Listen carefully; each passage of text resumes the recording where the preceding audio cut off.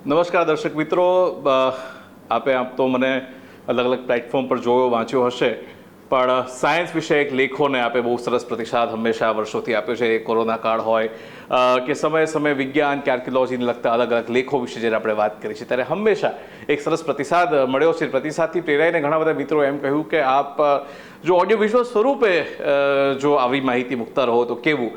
તો એક પ્રયત્ન સ્વરૂપે હમણાં આદિત્ય L1 મિશન જે લોન્ચ થયું તો થયું કે થોડી આપણે સૂરજની વાતો કરીએ, મિશનની વાત કરીએ અને જે લેખનના સ્વરૂપમાં આપણે સમજાવી શકવાનો જે પ્રયત્ન કર્યો છે એવો પ્રયત્ન આપણે એક યુટ્યુબના માધ્યમથી, વિડીયોના માધ્યમથી બતાવવા કોશિશ કરું છું. નર્વસ થઈ રહ્યો છું આમ તો, પણ મને લાગે છે કે દર્શક મિત્રો બહુ જ વહાલા અને દયાળુ છે, કદાચ મારી ભૂલોને ચલાવી લેજો. સૌથી પહેલાં દર્શક મિત્રો, જે આદિત્ય L1 મિશન લોન્ચ થયું, કોઈ પણ મિશન જ્યારે લોન્ચ થાય અને જેમ ચંદ્રયાન મિશન સક્સેસફુલ થયું, પણ એક ટેકનોલોજી ડેમોન્સ્ટ્રેશન હતું, પણ જે વાત અગત્યની છે એ છે એની પાછળનું વિજ્ઞાન. એ વિજ્ઞાન સમજવું બહુ જ જરૂરી છે. વિજ્ઞાનની આપણે વાત કરવાની હોય તો આદિત્ય L1 મિશનને સમજતા પહેલાં જો આપણે સૂરજને સમજીશું, સૂરજના એના ફિઝિક્સને સમજીશું, એની અંદરની બેઝિક સ્ટ્રક્ચર પ્રોપર્ટીઝને સમજીશું, તો મને લાગે છે કે આપણે જે આદિત્ય L1 મિશન છે એ કેમ આપણે છોડવામાં આવ્યું છે, શા માટે આપણે એનો અભ્યાસ કરીએ છીએ અને શા માટે અલગ અલગ પેલોડ્સ અહીંથી જઈ રહ્યા છે, તો એ ખૂબ જ અગત્યની વસ્તુ છે. આદિત્ય L1 મિશન લોન્ચ થઈને લગભગ 4 મહિનામાં જે L1 પોઈન્ટ જેને કહેવાય ત્યાં આગળ પહોંચશે. 15 લાખ કિલોમીટરનો એનો પ્રવાસ છે અને આ પ્રવાસ કરીને એ જ્યારે ત્યાં પહોંચશે ત્યારે એક કક્ષા છે કે જેમાં પૃથ્વી અને સૂર્ય આ બંને વચ્ચેનું જે ગુરુત્વાકર્ષણ છે એ ગુરુત્વાકર્ષણ ક્યાંક સ્થિર થાય છે. એટલે ના એ આમ ખેંચાશે ના આમ ખેંચાશે. આ પોઈન્ટ એક કાલ્પનિક પોઈન્ટ છે, ત્યાં કશું છે નહીં, એવું એવી કંઈ વસ્તુ નથી, પદાર્થ જે તરી રહ્યો છે એવું નથી એમ. પણ આ જે L1 પોઈન્ટ છે ત્યાં આગળ બંનેનું ગુરુત્વાકર્ષણ તમે સમજો કે ભાઈ બંને એકબીજાની અસરને નાબૂદ કરે છે. એટલે ના એ સ્પેસ ક્રાફ્ટના પૃથ્વી તરફ ખેંચાય ના આ તરફ ખેંચાય. લોંગ રેન્જ પોઈન્ટ એને કહેવાતો હોય છે. આવા ટોટલ 5 લોંગ રેન્જ પોઈન્ટ છે. પૃથ્વીની પાછળ એક L2 પોઈન્ટ છે, ત્યાં આગળ અત્યારે હાલ જેમ્સ વેબ ટેલિસ્કોપ મૂકવામાં આવ્યો છે કે જે ડીપ સ્પેસ તરફ જાય છે. આપણે જોઈએ તો હંમેશા જે 24 કલાક પૃથ્વી આપણે જે સૂર્યને જોવાની શક્યતા આપણી પાસે હોતી નથી, ક્ષમતા આપણી પાસે હોતી નથી. સૂર્યને આપણે જો જોવો હોય તો 24 કલાક, કેમ કે પૃથ્વી બી ગોળ ગોળ ફર્યા કરે તો વચ્ચેમાં દિવસ થાય, રાત આવે, એના કારણે એને 24 અવર્સ ઓબ્ઝર્વ કરવો અઘરો પડતો હોય. બીજું કે એમાંથી જે રેડિયેશન નીકળતું હોય, હું તમને વાત કરીશ કે જેમ યુવી રેઝ છે કે એક્સ રેઝ છે, આ એક્સ રેઝમાંથી આ સ્પેક્ટ્રમમાં જે વેવલેન્થના જે તરંગ લંબાઈના કિરણો નીકળે છે એ કિરણો પૃથ્વીના વાતાવરણમાં ક્યાંક ને ક્યાંક શોષાઈ જતા હોય અથવા તો પૂરેપૂરા પહોંચી શકતા નથી હોતા. એટલે જે સૂર્યની બહારનું આવરણ છે એનો અભ્યાસ કરવો મુશ્કેલ બનતો હોય છે. એટલે આપણા ત્યાં તમે સમજતા હશો કે ભાઈ જે ઓઝોન વાયુનું લેયર છે એ યુવી રેઝને, અલ્ટ્રાવાયોલેટ રેઝને રોકતું હોય છે. તો ગ્રાઉન્ડ ઓબ્ઝર્વેટરીઝ છે ઘણી બધી, જેમ કે સ્વીડિશ સોલાર ટેલિસ્કોપ છે, એ સિવાયના બી સોલર ઓબ્ઝર્વેટરીઝ ટેલિસ્કોપ છે, ભારતની અંદર પણ છે. તો એ પોતાની રીતે સૂર્યનો અભ્યાસ કરતા હોય છે. પણ એક સૂર્યની પાસે જઈને, નજીક જઈને સૂરજને જોવો એક અનોખો લહાવો છે. આ સિવાયના 20-22 મિશન ઓલરેડી ત્યાં આગળ પહોંચ્યા છે અને પોતપોતાની રીતે અલગ અલગ પોતાના જે મિશન ઓબ્જેક્ટિવ્સ છે એને ફૂલફિલ કરી રહ્યા છે. તો આવો સૌથી પહેલાં આપણે સૂરજને સમજવાની કોશિશ કરીએ. આમ બ્રહ્માંડનો જન્મ 13.5 અબજ વર્ષ જૂનો કહેવાય છે અને એમાં બી સૂરજનો જન્મ લગભગ 4 થી 4.5 અબજ વર્ષ જૂનો સૂર્ય કહેવાય છે. એટલે અત્યારે હાલ બીજી એની 5-5.5 અબજ જેટલી એની લાઈફ હજુ બચી છે. એટલે એમ કહેવાય કે સૂરજ અત્યારે એના મધ્યાહનમાં છે, એના યુવાનીના કાળમાં છે અને અત્યારે હાલ સંપૂર્ણ ક્ષમતા સાથે એ વિકસી રહ્યો છે, જીવી રહ્યો છે, જેને કહેવાય કે લાઈફ વિથ અ સ્ટાર. તો સ્ટાર જે છે સૂરજ છે ને આપણને જે ગરમી આપે છે, જે ઉર્જા આપે છે, એ ઉર્જાનો સ્ત્રોત, તો જેને આપણે સૂર્યદેવ તરીકે પૂછતા હોઈએ એને સમજવું ખૂબ જરૂરી છે. તો કોશિશ કરીશ તમને એક સરળ ભાષામાં સમજાવવાની કે આખું જે સૌરમંડળ છે, સૌરમંડળના લગભગ 99% જેટલું જે માસ છે, જે દળ છે, એ એકલો આ સૂરજ ધરાવે છે. અને કેટલીય પૃથ્વી આખું જે બ્રહ્માંડના જે કેટલાય ગ્રહો અંદર સમાઈ જાય તો બી સૂર્યમાં જગ્યા બચે એટલો મોટો સૂરજ છે. હવે તમને થાય કે આ સૂરજ આટલી બધી એનર્જી લાવે છે ક્યાંથી, એવું તો શું થાય છે અને કઈ રીતના એનું સ્ટ્રક્ચર છે. તમે મિત્રો બાળપણમાં તમે સૂરજનું ચિત્ર દોર્યું હશે. એક તમે મસ્ત ગોળ દોરતા હતા અને ગોળની બહાર અમુક કિરણો બહાર નીકળતા હતા. આજે સુરતનું ચિત્ર તમે જે જોવો છો, પણ તમે જ્યારે સનસેટ જોવા જાઓ છો ત્યારે તમને ગોળો જ દેખાય છે. પેલા જે બાળપણમાં ચિત્રમાં પેલા જે કિરણો દેખાયા હતા એવા કિરણો તો દેખાતા નથી એમ. તો તમને થાય કે બાળક તરીકેની કલ્પના બરાબર વ્યવસ્થિત છે કે પછી આપણે જે સનસેટ કે સનરાઈઝના ફોટોગ્રાફ્સ જોઈએ છે એ વ્યવસ્થિત છે. પણ આજે દર્શક મિત્રો આપણે બતાવીશ કે કેમ જે બાળપણનું જે ચિત્ર આપણે જોયું હતું એ ચિત્ર શું છે જે આસપાસનું, અને સાંજે જે આપણે જોઈએ છે એ શું છે. તો સૂરજ એ ધગધગતા વાયુનો એક ગોળો છે. આપણે સ્કૂલમાં ભણ્યા હોઈશું. અને આપ તમે જુઓ તો જો સુરતની જો રચનાની વાત કરીએ તો આ સુરતની રચના તમે જોઈ શકો છો કે એની અંદર એક શું છે, એનું ઇન્ટરનલ એક સ્ટ્રક્ચર છે. આ ગોળાનું એક સ્ટ્રક્ચર છે, એનું એક કેન્દ્ર છે, બહુ મોટું કેન્દ્ર, અહીંયા કોર જેને કહેવાય. પછીનો જે ભાગ છે આપ જોઈ શકો છો કે રેડિયેટિવ ઝોન છે. રેડિયેટિવ ઝોન એટલે જે તાપમાનને, જે આટલી બધી ગરમી બની એ ગરમીને અહીંથી ત્યાં ઉપર બહાર રેડિયેટ કરવાનું કામ કરે છે. પછીનો ઝોન છે કન્વેક્શન ઝોન. આ બી બહુ અનોખી ઘટના છે. આના વિશે બી જ્યારે હું થોડું ડિટેલમાં સમજાવીશ ત્યારે એના અંગે હું વાત કરીશ. પછીનો જે તમે જોઈ શકો છો કે ભાઈ અહીંયા આગળ એક ક્રોમોસ્ફિયર છે, ફોટોસ્ફિયર છે, અને બહારનો જે ભાગ છે એને આપણે કોરોના કહીએ છીએ. પ્રોમિનેસન્સ કે જે સનસ્પોટ્સ છે, અહીંયા આગળ સૌર જ્વાળાઓ છે, સનસ્પોટ્સ છે, જે સૌર કલંક તરીકે પણ આપણે ઓળખીએ છીએ. તો અલગ અલગ આનું એક સ્ટ્રક્ચર છે. આ એક 3D સ્ટ્રક્ચર છે. હું આપને પ્રયત્ન કરીશ કે 2D સ્ટ્રક્ચરમાં બી આપણે એકવાર એને જોઈ લઈએ તો વધારે સરસ રીતે ખ્યાલ આવશે કે આ એક કોર આપ જોઈ શકો છો. એના પછી એક રેડિયેટિવ ઝોન છે, કન્વેક્શન ઝોન છે, જે એનું ઇન્ટરનલ સ્ટ્રક્ચર તમારું બનાવતું હોય છે. પછી જે છે આ ફોટોસ્ફિયર છે, એના પછી એક ક્રોમોસ્ફિયર છે, અને આ કોરોના છે. તો આમ આના જે સ્ટ્રક્ચર જે બને છે આ પ્રમાણેના છે. આપને ફરી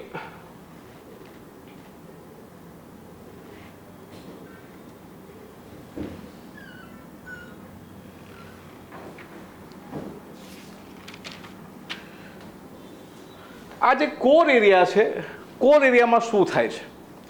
કોર એરિયામાં હાઇડ્રોજનના ઘણા બધા એટમ્સ છે, ઘણા બધા અણુઓ એકબીજા સાથે એ છે. અને આ બધા એટમ અંદર અથડાય, સંલયન થાય, અને પછી હિલિયમનું નિર્માણ થાય છે.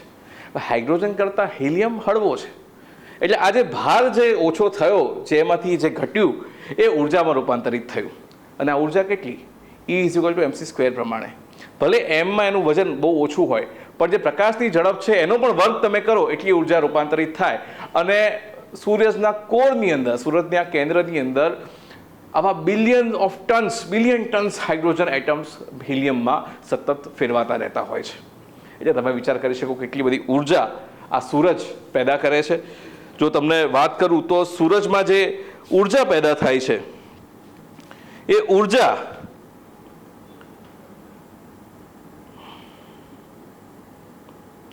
ટોટલ એનર્જી આઉટપુટ જે છે એ 3.8 × 10⁻28 જૂલ પર સેકન્ડ જેટલું એનું ટોટલ આઉટપુટ છે. આ એક સેકન્ડમાં. અને તમે માનો કે પૃથ્વી પર આખા વર્ષમાં કેટલી ઉર્જા વપરાય? 5 × 10⁻20 જેટલી ઉર્જા, 20 જૂલ જેટલી ઉર્જા વપરાતી હોય છે. એટલે પૃથ્વી પર આખા વર્ષમાં જેટલી ઉર્જા વપરાતી હોય એ ઉર્જાના કેટલાય ગણા ઉર્જા સૂરજ ઉપર એક સેકન્ડમાં ઊભી થાય છે. અચ્છા, સૂરજ તરફથી જેટલી કુલ ઉર્જા પૃથ્વી તરફ આવે છે લગભગ 20 થી 30 મિનિટની અંદર, એ તમામ ઉર્જા એટલી બધી હોય છે કે આખી પૃથ્વી જેટલી ઉર્જા એક વર્ષમાં વાપરે છે એટલી ઉર્જા લગભગ અડધા કલાકમાં સૂરજ તો પૃથ્વી સુધી પહોંચે છે, મોકલે છે. એટલે જો આપણી પાસે અડધા કલાકમાં આવતા સૌર ઉર્જાના પ્રકાશને નાથવાની ક્ષમતા આવી જાય તો આપણે બહુ સરસ કામ કરી શકીએ છીએ. બહુ સરસ રીતે આપણે એ સૌર ઉર્જા વડે આગળ વધી શકીએ છીએ. એટલા માટે તો અત્યારે હાલ સોલર એલાયન્સ હોય કે સૌર ઉર્જાના જે વિકલ્પો છે એના પર ખૂબ કામ થઈ રહ્યું છે. એટલે આ જે સૌર ઉર્જાને નાથવાની જે વાત છે એ અહીંથી શરૂ થાય છે. દર્શકો, આ જે મિત્રો જે વાત છે તાપમાનની પણ એક સમજ લેવા, એટલે તમે સમજો કે ત્યાં આગળ કેન્દ્રની અંદર ખૂબ જ ભીષણ ગરમી છે, ખૂબ જ ભીષણ દબાણ છે, અને એના કારણે જે ડેન્સિટી હોય એ પુષ્કળ પ્રમાણમાં છે. હવે તમે વિચાર કરો, આટલી બધી ગરમી છે, આટલી ઉષ્મા છે, આટલું દબાણ છે, એટલા માટે ત્યાં આગળ પદાર્થ છે ઘન પણ નથી, વાયુ પણ નથી, પ્રવાહી પણ નથી. પદાર્થ ત્યાં આગળ પ્લાઝમા સ્વરૂપમાં છે. ચાર્જ પાર્ટિકલ્સનો આખો જે ફ્રી ઇલેક્ટ્રોન્સનો આખો સૂપ જેવી વસ્તુ છે કે ત્યાં આગળ એ બધા ફર્યા કરે છે. આ જે પ્લાઝમા છે એ પ્લાઝમા એટલી ભયંકર ગરમી ઊભી કરે છે, લગભગ 1.5 કરોડ સેલ્સિયસ જેટલું એનું તાપમાન થતું હોય છે. એટલે આટલું બધું તાપમાન થયું. હવે આ જે તાપમાન થાય ને એ તાપમાન સ્વાભાવિક છે, એની તાપમાનની પ્રકૃતિ શું છે? વિકિરણ પામવાની, રેડિયેશન પામવાની. એટલે રેડિયેશન તરીકે એ અહીંથી બહાર જાય છે, એટલે આ રેડિયેટિવ ઝોન કહેવાય છે. પણ મિત્રો એટલું બધું ભીષણ તાપમાન છે કે રેડિયેશનના માધ્યમથી કે વિકિરણની જેમ એને વધવું બહુ અઘરું પડે છે. ઇટ ઇઝ નોટ પોસિબલ કે આટલું હાયર ટેમ્પરેચર એ ઉપર લઈ શકે, બરાબર. એટલે અહીંયા એ 1.5 કરોડ જેટલું તાપમાન છે, ધીમે ધીમે થોડું ઘટે છે, 70 લાખ ડિગ્રી સેલ્સિયસ જેટલું તાપમાન બનતું હોય. અને આ જે ઝોન છે, કન્વેક્શન ઝોન, ત્યાં આગળ પ્લાઝમાના વાદળો થતા હોય છે. બેઝિકલી થાય છે શું કે કન્વેક્શન એટલે શું? જેમ આપણા ત્યાં જે તમે વરસાદ પડે છે, વરસાદમાં શું થાય છે? પાણીની વરાળ થાય, ઉપર જઈને વાદળ બંધાય, વાદળ પાછા નીચે આવે, વરાળ ગરમ થઈ, ઉપર જઈને વાદળ થાય, વાદળ ઠંડા પડે એટલે નીચે આવે. એવી રીતના આખી સાયકલ ચાલતી હોય. એટલે અહીંયા આગળ પણ એવું થાય છે કે અહીંયા આગળ નીચે સખત ગરમી છે, 70 લાખ ડિગ્રી સેલ્સિયસ જેટલું તાપમાન છે. હવે એમાં જે પ્લાઝમા છે, પ્લાઝમાના બહુ બધા વાદળો કે એમ કે બહુ બધી ઉર્જા જે છે, તાપમાન એ ઉપર સુધી જાય, ઉપર જઈને વળી પાછા નીચે આવે, એટલે પાછા નીચે આવે અને અહીંયા એવી રીતે આમ સાયકલ ચાલ્યા કરતી હોય છે. આ સાયકલ એટલી બધી ચાલે કે અહીંયા આગળ તાપમાન ખૂબ ઊંચું રહેતું હોય છે. ધીમે ધીમે તમે બહાર આવો, બહારના ભાગમાં આવો એટલે લગભગ 20 લાખ ડિગ્રી સેલ્સિયસ જેટલું તાપમાન થઈ જાય. એ ધીમે ધીમે ઘટતા ઘટતા સપાટી ઉપર જે ફોટોસ્ફિયર તમે જેને કહો છો, જે તમને સૂરજની જે કિનારી તમને દેખાય છે, તમે જે સનસેટ જ્યારે થતો હોય ત્યારે એ જે ફોટોસ્ફિયર છે, ત્યાં આગળ એ લગભગ 5500 થી 6000 ડિગ્રી સેલ્સિયસ તાપમાન જેટલું થઈ જાય. બહુ સ્વાભાવિક વસ્તુ છે ને કે ભાઈ કેન્દ્રમાં ખૂબ ગરમ હોય, બહાર આવતા આવતા ઠંડુ થઈ ગયું. પણ સૂરજમાં અહીંયા એક લોચો છે, એક સવાલ છે જેનો જવાબ શોધવાનો છે વૈજ્ઞાનિકોએ. એ સવાલ એ છે કે બહારનો જે ભાગ છે, જે કોરોના નામનો પોર્શન છે, કોરોના શબ્દ તમને આમ તો આપણે આજે પણ બીવડાવી દે એવો શબ્દ છે, પણ કોરોના એટલે જે સૂરજની બહારની જે સપાટી છે, બહારની સપાટી પરનું જે આવરણ છે, એને આપણે કોરોના કહીએ છીએ. જે તમે જે કોરોના એટલે કિરીટ કે મુગટ, તમે કોરોના વાયરસનું ચિત્ર જોયું, એમાં પણ કેવા પેલા ખિલ્લા બહાર આવ્યા હતા, એટલા માટે એને કોરોના કહેતા હતા. એવી રીતના આ બી એક મોટો ગોળો છે ને આ ગોળાની આસપાસથી પણ પ્રકાશના કિરણો કે ઉર્જા, પ્રકાશ અને એના કિરણો ત્યાંથી આખા બહાર વિસ્ફારિત થઈ રહ્યા છે.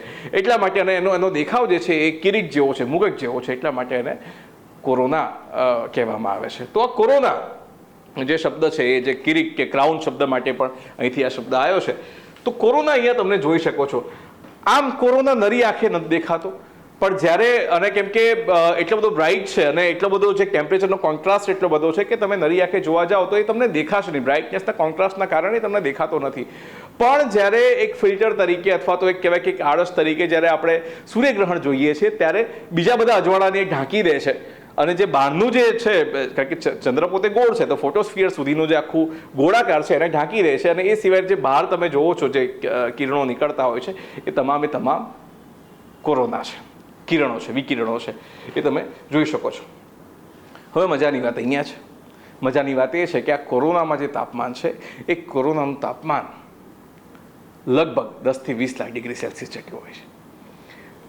એટલે આપણે જોયું કે અહીંથી તાપમાન ખરેખર તો ઘટવું જોઈએ, ઘટી રહ્યું છે, એ આપણને દેખાય છે, પણ અચાનક અહીંયા વધી ગયું. હવે બહાર તો એવું શું થાય છે કે આટલું બધું તાપમાન છે, એનો એનર્જીનો સોર્સ શું છે અને કેમ આપણને આટલું બધું દેખાય છે? તો આ એક રહસ્યનો વિષય છે. અને આપણને એ પણ ખબર પડશે કે ન્યુક્લિયર સંલયન સિવાય કઈ એવી પ્રક્રિયાઓ બહારની બાજુમાં થાય છે જેના કારણે આટલો બધો બ્રાઇટ અને એ સરસ દેખાય છે. બીજું કે અહીંયા આગળ જે કેન્દ્રની અંદર એટલું ભીષણ જે તાપમાન, દબાણ અને ઘનતા જે અનુભવ જે થાય છે, એના કારણે ચોક્કસ ફ્રીક્વન્સીના જે વેવ પાર્ટિકલ્સ આખા નીકળતા હોય છે, જે અલગ અલગ વેવલેન્થ ઉપર ટ્રાવેલ કરતા હોય. તો જે પાર્ટિકલ્સ નીકળે છે, જે ઇલેક્ટ્રોન ફ્રી ઇલેક્ટ્રોન્સ નીકળે છે, એ લગભગ ગામા રેઝના સ્વરૂપમાં બહુ જ હાઈ ફ્રીક્વન્સીમાં એ નીકળતા હોય છે. ગામા રેઝ, પછી એક્સ રેઝ, યુવી રેઝ અને છેલ્લે વિઝિબલ લાઇટ થઈને આમ બહાર નીકળતા હોય. વિઝિબલ લાઇટ એટલે ફોટોન, અને ફોટોન એટલે ફોટોન એ વેવલેન્થ પર ચાલતો હોય કે જેમાં વિઝિબલ લાઇટ હોય. અને એ જે છે એ આપણો અત્યારે હાલ જે 400 થી 700 નેનોમીટરની વચ્ચે જે આપણે દુનિયાને જોઈએ છે, જે આપણને રંગો દેખાય છે, વિબગ્યોર કહીએ છીએ, એ વિબગ્યોર એ ફ્રીક્વન્સીમાં આ નીકળે છે. પણ તમને આશ્ચર્યની વાત એ છે કે આ જે ફોટોન અહીંથી નીકળ્યો, એ ફોટોનને નીકળતા લગભગ 10 લાખ વર્ષ જેવો સમય લાગે છે. એટલે કદાચ સૂરજથી અહીંયા સુધી ફોટોન પ્રકાશની ગતિ આવે તો 3 લાખ કિલોમીટર પ્રતિ કલાક પ્રતિ સેકન્ડની ઝડપે આપણા સુધી પહોંચી જાય, પણ એ ફોટોન ક્યાંક ને ક્યાંક લાખો વર્ષ પહેલાં સૂર્યના કેન્દ્રમાં બન્યો હશે અને એની ચુંગાલમાંથી, એના ભયંકર ગુરુત્વાકર્ષણની ચુંગાલમાંથી બહાર આવતા એને ખૂબ જ સમય લાગ્યો. તો આ આપનું એક જે સ્ટ્રક્ચર છે એની આખી વાત થઈ. બીજું કે આપણે અલગ અલગ આદિત્ય, તો આ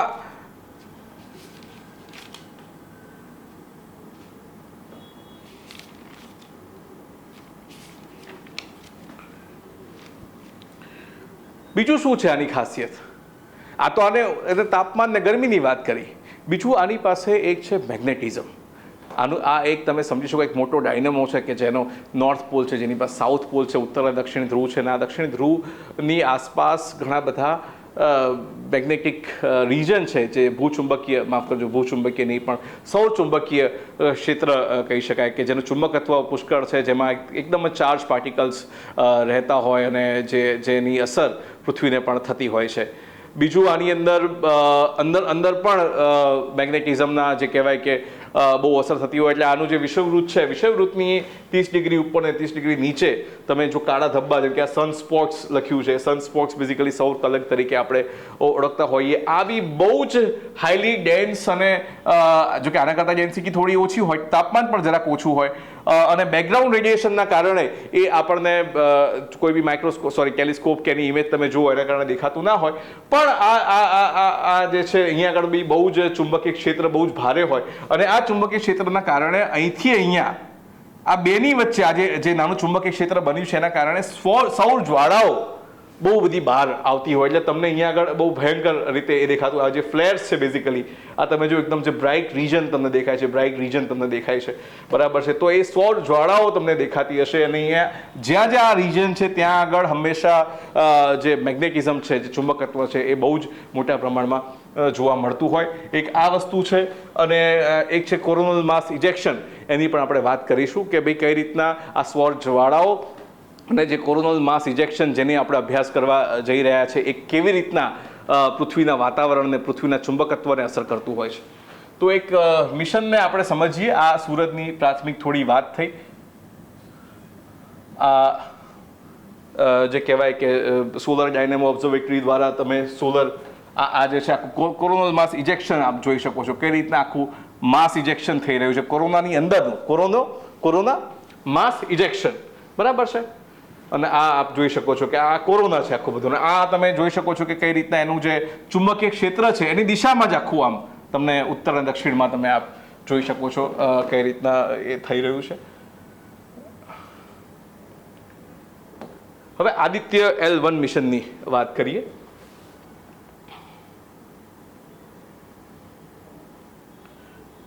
બરાબર છે.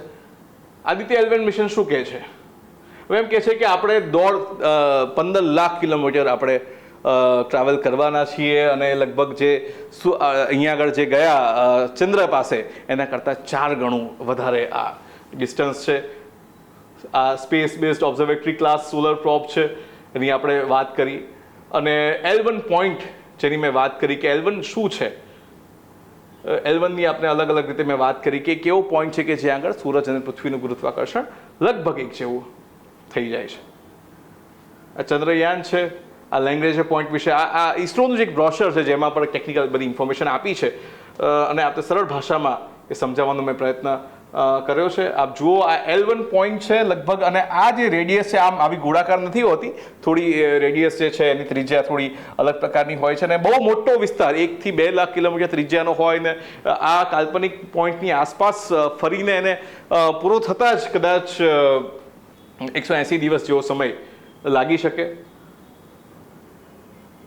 અહીંયા આગળ L1 પોઈન્ટ આ બ્રોશરમાં ચોક્કસ જોઈ શકાય છે. આ L2 પોઈન્ટ છે જ્યાં આગળ જેમ્સ વેબ ડીપ સ્પેસ ટેલિસ્કોપની વાત છે. અહીંયા તમે જુઓ કે સળંગ અહીંયા સળંગ એ લાઇટ આવી શકશે. અહીંયા આગળ જે છે તો અહીંયા જ્યારે અંધારા તરફ જોવાનું છે ત્યારે આ પોઈન્ટ વાપરવામાં આવે છે.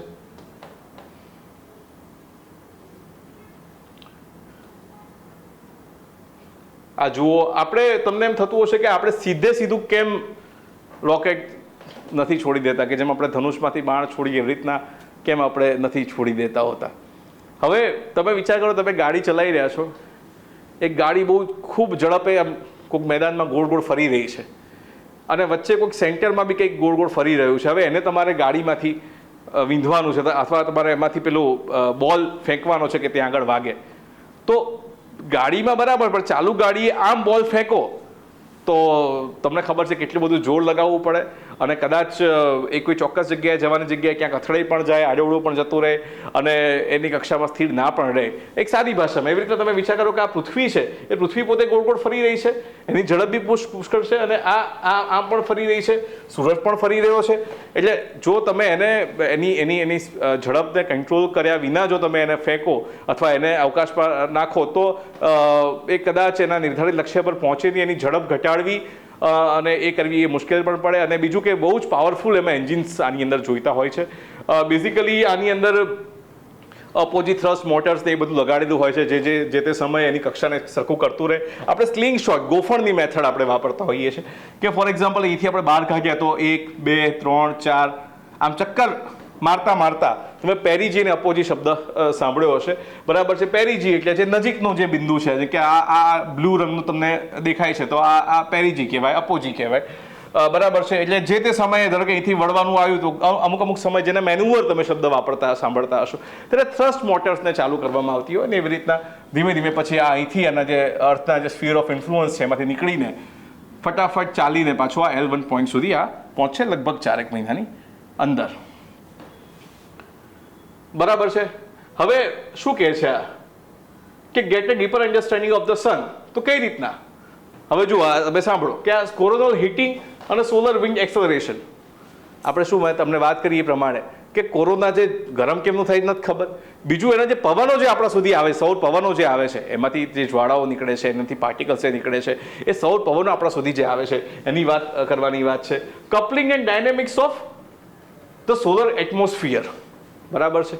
હવે સોલર એટમોસ્ફિયરમાં હવે આમાં એક મેગ્નેટોમીટર પણ છે અને મેગ્નેટોમીટર જે મેગ્નેટોગ્રાફ જે છે ફોર એક્ઝામ્પલ એ કહે છે કે કેવી રીતના જે સોલર એટમોસ્ફિયર છે એમાં મેગ્નેટિઝમ અને એના ડાયનેમિક્સ કેમના જોડાયેલા છે એની આપણે વાત થશે. Solar wind distribution and temperature, આના વિશેની વાત થવાની છે કે ભાઈ સોલર વિન્ડનું ડિસ્ટ્રીબ્યુશન એટલે શું, બધા સૌર પવનો બધે સરખા આવે છે, એમાં ચાર્જ પાર્ટિકલ્સ જે આવે છે એ બધે સરખા પ્રમાણમાં છે, બધાની ઝડપ પણ સરખી છે, પહેલાં વધારે પછી ઓછી, શું છે એમાં, બરાબર છે. પછી જે initiation of coronal mass ejection, flares and near earth space weather.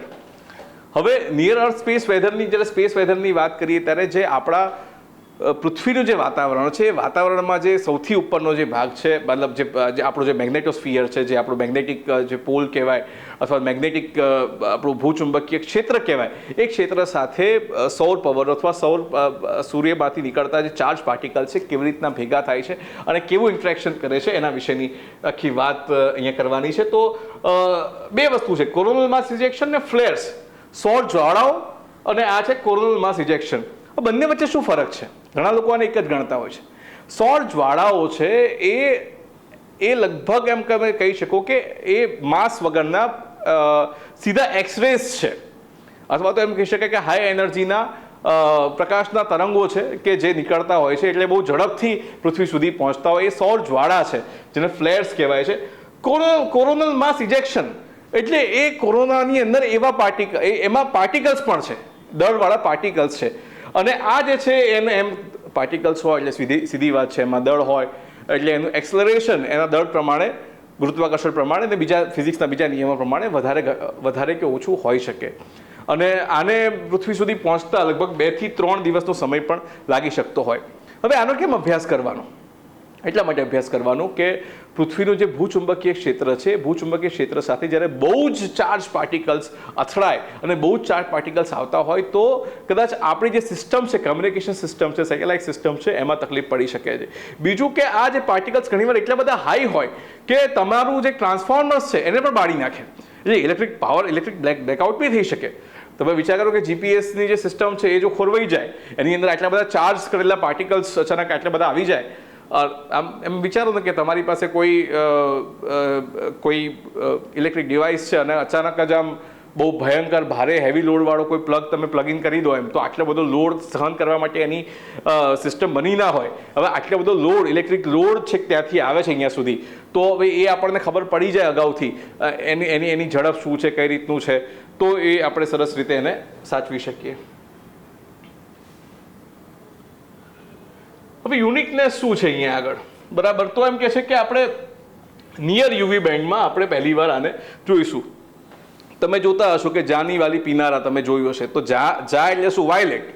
Violet જે છે, બરાબર, કે જે લગભગ 400 નેનોમીટરની આસપાસનું આખી તરંગ લંબાઈના જે કિરણો છે અથવા તો તરંગો છે એ વેવલેન્થની આસપાસ આપણે સ્ટડી કરવાનું છે. આ લગભગ 200 થી 400 નેનોમીટરની આસપાસની સ્ટડી છે. કારણ કે આ યુવી રેસ છે, યુવી રેસમાં તમે યુવી એ બી સી તો એ લગભગ આપણા સુધી આવતો હોય છે, પણ બાકીના તરંગો આવતા નથી હોતા. અને આ જે એનર્જી છે, મેં કહ્યું એ પ્રમાણે કે જે કોરોનામાંથી જે ઉર્જા નીકળે છે એ ઉર્જા આ વેવલેન્થ પર નીકળે છે, યુવીમાં, એક્સરેમાં, કે જે પૃથ્વી સુધી આપણે માપી નથી શકતા. અને આપણે તો કોરોનાને સમજવાનો છે, તો આપણે જે સોલર ડિસ્ક છે એમાંથી જે યુવી રેઝ આવે છે, જે ઉર્જા મેં જેમ વાત કરી કે ભાઈ જે કોરોના કેન્દ્રમાં જે હતો તો એ gamma rays, gamma, X-ray, UV અને પછી વિઝિબલ વેવલેન્થમાં આવતું હોય છે. એવી રીતના આ યુવી બેન્ડની અંદર આપણને જોવા મળશે. લગભગ કોરોનાને આપણે સરસ એમાં સમજી શકીશું. અને જે મેં વાત કરી એ પ્રમાણે કે લગભગ જે કોરોના માસ ઇજેક્શન છે એના ડાયનેમિક્સને આપણે સમજીશું આની અંદર એક ડિવાઇસ છે જે onboard intelligence to detect CMEs and solar flares for optimise observation and data volume, direction and energy, anisotropy of solar wind using multi directional observation. આ એક એવી ઓબ્ઝર્વેટરી છે કે તમે સમજો કે આની અંદર 3 પેલોડ એવા છે કે જે ઇન સિટુ છે, કે જે પાર્ટિકલ્સ છે સીધા ને સીધા સ્ટડી કરશે, જેના રસ્તામાં જેવા પવન ફૂંકાય છે તો એને કરશે, અને બાકીના રિમોટ સેન્સિંગ જેવા છે જે દૂરથી આમ તાક્યા કરશે કે સૂરજ કેવો સરસ દેખાય છે, અને એવી રીતના એનો અભ્યાસ કરશે. આમાં સૌથી અગત્યનું જે પેલોડ છે આપણું એ વિઝિબલ એમિશન લાઇન કોરોનોગ્રાફ, બરાબર છે. આ જે કોરોનામાંથી જે અલગ અલગ તરંગ લંબાઈના નીકળશે, હવે એમાં વિઝિબલ એટલે કે 400 થી 700 નેનોમીટર, અને બીજું એક આની અંદર ઉલ્લેખ હશે કે નહીં પણ એક ઇન્ફ્રારેડની અંદર પણ આ બંનેની અંદર તરંગોનો અભ્યાસ કરશે. એમાં તરંગ લંબાઈનો અભ્યાસ શું કામ કરવાનો હોય? બેઝિકલી આ દરેક પ્રકારની જે તરંગ લંબાઈ હોય, જે તમે સ્પેક્ટ્રમ તમે જોશો ને, તો દરેકે દરેક પ્રકારના જે તત્વો છે, તત્વો કોઈને કોઈ ચોક્કસ પ્રકારની જે તરંગ લંબાઈ છે એ કાં તો એમિટ કરતા હોય, કાં એબ્ઝોર્બ કરતા હોય, કાં એને શોષતા હોય, કાં બહાર કાઢતા હોય. હવે એનાથી આપણને શું ખબર પડે કે તે તત્વો કયા છે એ ખબર પડે, બરાબર. હવે તત્વો કોણ ક્યાં કેવા છે એવી ખબર પડે તો આપણે કદાચ આપણને ખ્યાલ આવે કે ત્યાં કેવા પ્રકારની પ્રક્રિયાઓ થતી હશે, કેવા પ્રકારના મેટલ્સ હશે. હું તમને ખાલી દાખલો આપું. એક ફ્રોનહોફર કરીને એક વિઝિબલ સ્પેક્ટ્રમ એક આજથી 101 વર્ષ પહેલાં જોવામાં આવતું હતું, અને એ વખતે સૂરજના કિરણોનું આખું જે ફ્રોનહોફર સ્પેક્ટ્રમ એક સ્પેક્ટ્રોમીટરમાંથી, એટલે એક સ્પેક્ટ્રોમીટર છે, એક સ્પેક્ટ્રોમીટર એટલે એવું મશીન કે જેની અંદર તમે ચોક્કસ તરંગ લંબાઈના તરંગો એમાંથી પસાર થાય અને કે આપણને સ્પેક્ટ્રમ આપે. બેઝિકલી કે ભાઈ જેમ કે તમે ધારો કે પ્રકાશની સ્પેક્ટ્રોમીટર એટલે સાદી ભાષામાં તમને કહું કે પ્રકાશની તરંગ આપણે કિરણને આપણે પ્રિઝમમાંથી પસાર થઈએ તો કેવા 7 રંગો તમને દેખાય છે. એ 7 રંગો શું છે? મેઘધનુષમાં 7 રંગો શું છે? બેઝિકલી અલગ અલગ તરંગ લંબાઈ છે, કે લગભગ આ 400 નેનોમીટરની આસપાસની જે તરંગ લંબાઈ છે એ કઈ છે? એ ભાઈ જાંબલી રંગની તરંગ લંબાઈ છે. 700 નેનોમીટરની આસપાસ જે છે એ લાલ રંગની તરંગ લંબાઈ છે. બાકીના અલગ અલગ તરંગ લંબાઈ છે. હવે તમે ખરેખર જાઓ તો દરેક તત્વો જેમાંથી પસાર થાય છે અથવા એમાંથી એબ્ઝોર્બ થાય અથવા તો એમિટ થાય, દરેકની ચોક્કસ પ્રકારની એક એમિશનની એક તરંગ લંબાઈ હોય. તો એ તરંગ લંબાઈના આધારે તમે ગેસ કરી શકો કે અહીંયા આગળ શું છે કે શું નહીં. તો આજથી થોડા વર્ષો પહેલાં જ્યારે એ સ્પેક્ટ્રમ લેવામાં આવ્યો જે જાનીવાલી પિનારાનો, તો એમાં અમુક લાઈનો ગાયબ હતી. આ અમુક લાઈનો ગાયબ હતી એટલે એનો મતલબ એવો થયો કે કોઈક એવું તત્વ છે જે કદાચ આપણા ધ્યાનમાં નથી, અને આખો જાંબલી એટલે જાંબલીની અંદર બી પાછી તરંગ લંબાઈઓ પછી અલગ અલગ હોય. તમે 200 થી 400 થી તમે 700 ગણો એમ, તો એના વચ્ચે તો કેટલા બધા આંકડા આવે છે, પોઈન્ટમાં બી આંકડા આવે ને, તો કેટલી બધી શક્યતાઓ થાય કલર્સની ને એ બધી વસ્તુઓ. તમે અત્યારે પેલું વિબગ્યોરમાં ઘણા બધા મિલિયન્સ ઓફ કલર્સ તમે પ્રોડ્યુસ કરી શકતા હો, બરાબર. તો દરેક જે સ્પેક્ટ્રમ છે એ સ્પેક્ટ્રમ એ દરેક કોઈ તત્વની કોઈ યુનિક સાઇન છે.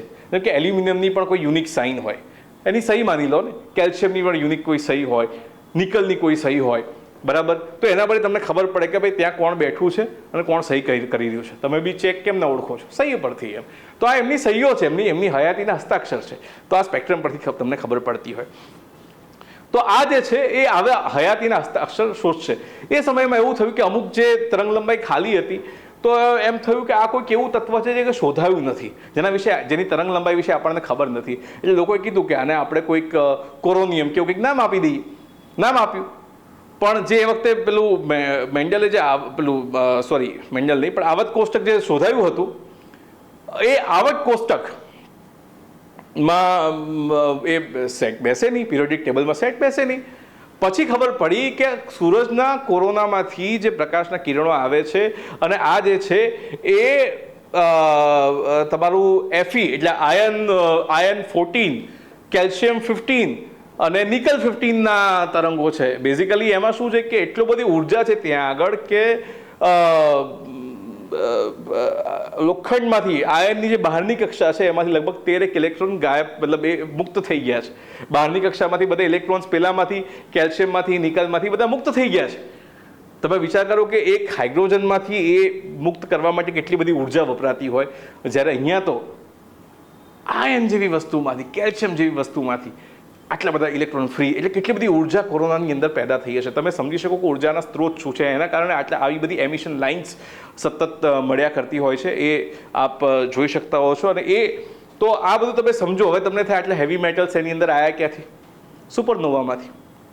કે તે સમયે તારાઓ જન્મ્યા અને મર્યા. આપણું જે ગોલ્ડ છે, તો ગોલ્ડ ક્યારે આવ્યું? જ્યારે બે ન્યુટ્રોન સ્ટાર જેવા ન્યુટ્રોન સ્ટાર અથડાતા હોય કે બહુ ભયંકર પ્રકારનું દબાણ અને ગરમી આવતી હોય, ત્યારે ગોલ્ડ અને સિલ્વર જેવી મેટલ્સ બનતી હોય. એ બ્રહ્માંડમાં બી રેર છે, એટલામાં કે એનું મહત્વ વધારે છે. તો આવા કશકમાંથી એ આવ્યા હોય ને અહીંયા આપ જોઈ શકો છો. બીજું મેં અલ્ટ્રાવાયોલેટ ઇમેજિંગ ટેલિસ્કોપની વાત કરી, સૂટની વાત કરી. આ બધા રિમોટ સેન્સિંગથી વાત કરશે. બીજું છે solar low energy X-ray spectrometer ને high energy L1 orbiting X-ray spectrometer. Low અને હાઈ એનર્જીના જે સ્પેક્ટ્રોમીટર છે, આ બંને એક્સરે, મેં કહ્યું કે અલગ અલગ ઉર્જાના જે રેઝ નીકળતા હોય, જે સોલર ફ્લેર્સ કે જે અંદર જે ઉર્જા નીકળે છે એને સમજવામાં આપણને કામમાં લાગશે.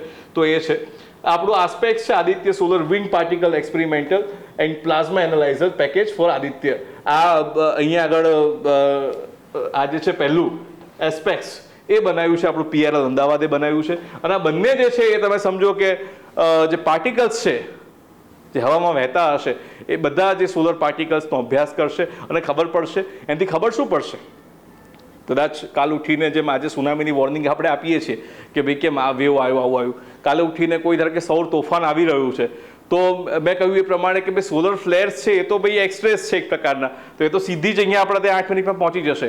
પણ જે કોરોનલ માસ ઇજેક્શન જે છે એને આપણા સુધી પહોંચતા 2 થી 3 દિવસનો સમય લાગી શકે છે. તો સ્વાભાવિક છે કે આપણને જે પ્રકાશના કણો છે એની ગતિ આપણને જો ખબર પડે તો શક્ય છે, કારણ કે એની ગતિ નક્કી નથી હોતી. કારણ કે સૂરજની પાસે કદાચ એ વધારે એના દર પ્રમાણે કદાચ ધીમા હોય, પછી વધે ઘટે શું થાય, તો એનો કોઈ ફોર્મ્યુલા આપણી પાસે નથી. આપણી પાસે એક એવરેજ એક અન્ડરસ્ટેન્ડિંગ છે કે આ રીતે આવે છે. પણ આ પાર્ટિકલ્સને આપણે સમજીએ તો ભવિષ્યમાં કદાચ આવું કોઈ તોફાન આવે તો એની આગાહી કરવી શક્ય બને, આનું મેગ્નેટિઝમ સમજવું શક્ય બને. વત્તા આપણે ધારો કે કોઈ પગલાં લેવા હોય, કારણ કે આટલા બધા સેટેલાઇટ્સ આપણી વચ્ચે ફરી રહ્યા છે, તો એ થોડું સરળ પડી શકે છે. બીજું મેગ્નેટોમીટર. આજે ઇન્ટરપ્લેનેટરી મેગ્નેટિક ફિલ્ડ છે કે બે જે પ્લેનેટ્સની વચ્ચે આના કારણે સૂરજના કારણે જે ચુંબકત્વ, કારણ કે જે કંઈ પણ છે ચુંબકત્વ અને ઇલેક્ટ્રિસિટી બધા જોડાયેલા છે. તો ફેરાડેના લો ને એ બધું વાંચ્યું હશે. તો જે સૂરજનો જે દક્ષિણી ધ્રુવ છે, દક્ષિણી ધ્રુવ પર જ્યારે પણ ક્યારેક ચુંબકત્વના ફેરફારો આવતા હોય છે, ત્યારે પૃથ્વી પર બી એની અસરો પડતી હોય છે, જે પ્રમાણે કહ્યું પ્રમાણે. તો આવી રીતના આપ સમજી શકો છો કે કેવી રીતે આદિત્ય L1 મિશન જે છે એ અલગ અલગ પેલોડ્સ લઈને જશે અને જઈ રહ્યું છે અને સૂરજના અલગ અલગ પાસાઓનો અભ્યાસ કરશે. હવે તમને ખ્યાલ આવ્યો હશે કે શું જોવાનું છે, શું જોવાઈ રહ્યું છે, અને એની જાણકારી આવવાથી આપણને શું અને કેવા ફરક પડશે. હું આશા રાખું છું કે એકદમ સરળ ભાષામાં આટલું બધું નોલેજને થોડું કન્ડેન્સ કરીને આપને આપવાનો કોશિશ કરી છે, અને આશા રાખું છું કદાચ આપ યોગ્ય રીતે એને સમજી શકશો અને આપને મજા આવી હશે. આદિત્ય L1 મિશન અંગેનો ખાસ એપિસોડ, ખાસ વિડીયો જે ખાસ ગુજરાતીમાં જે દર્શક મિત્રો સાયન્સને સમજવા માંગે છે એમના માટે આ વિડીયો બનાવ્યો છે. ભવિષ્યમાં અપેક્ષા એવી છે કે સારા એનિમેશન્સ અને ગ્રાફિક્સ સાથે વિડીયો બનાવવા પ્રયત્ન કરીશું, કેમ કે સાયન્સમાં ગ્રાફિક્સ અને એનિમેશન વગર વાત કરવી થોડી અઘરી છે. આપણી કોમેન્ટ્સ અને આપના સજેશન ખાસ કમેન્ટ્સમાં લખજો અથવા ઇનબોક્સમાં મને આપજો, જેથી કરીને આ નેક્સ્ટ વિડીયો જે બને, કારણ કે આ તો પહેલો અને થોડોક પ્રકારનો વિડીયો છે જેમાં મેં ઇન્ફોર્મલી જે કહેવાય કે આપણે આમ એમ જ ચાની કેટલી પર બેઠા હોઈએ અને વાત કરતા હોઈએ એવી રીતના આપણે સમજાવવાની કોશિશ કરી છે, ભારેખમ શબ્દો વગર, ભારેખમ આંકડા વગર, અને એની જે ભાવના છે એ પહોંચે એવો એક ઉદાત્ત પ્રયત્ન કર્યો છે. પહેલો પ્રયત્ન છે. આપને ફીડબેક અને સજેશન ચોક્કસ આપશો. જોતા રહેશો આપણી આ યુટ્યુબ ચેનલ. નમસ્કાર.